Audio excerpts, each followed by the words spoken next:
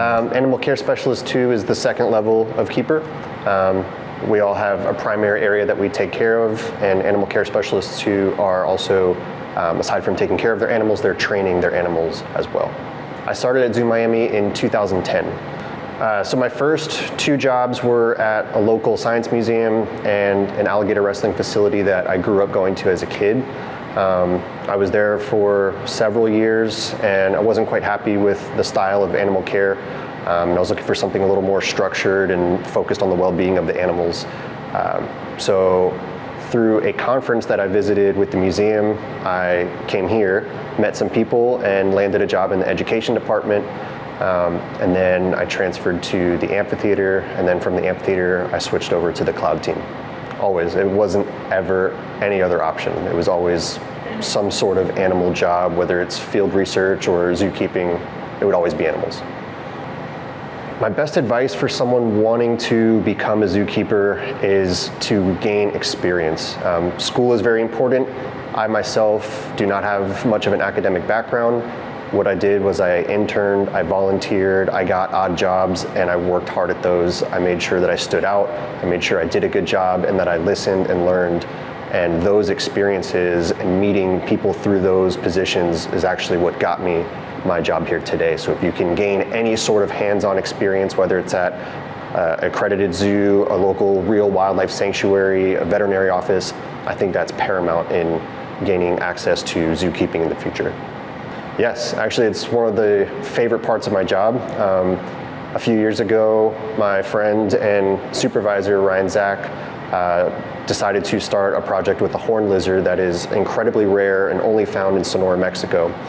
And he tagged me in on it, and I was really excited. And so we, through the zoo, through Ron McGill, through Zoo Miami Foundation, through our conservation department, we were able to go down to Mexico and look for this lizard in the field.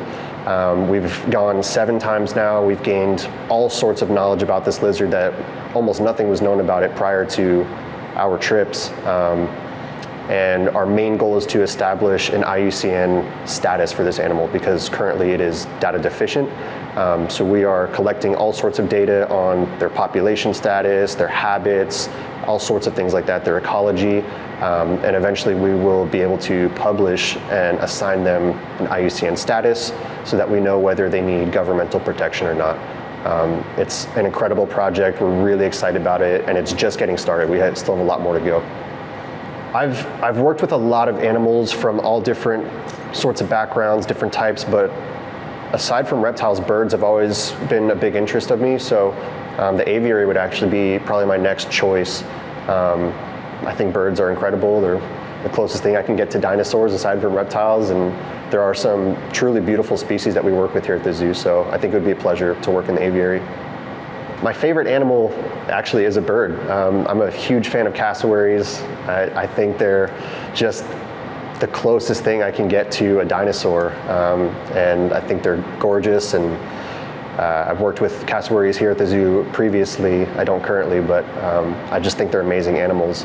But I also really love crocodilians. Crocodiles are a huge passion of mine. Growing up in South Florida, you know, you're exposed to alligators and crocodiles, and they've always been a huge part of my life. I think they're wonderful.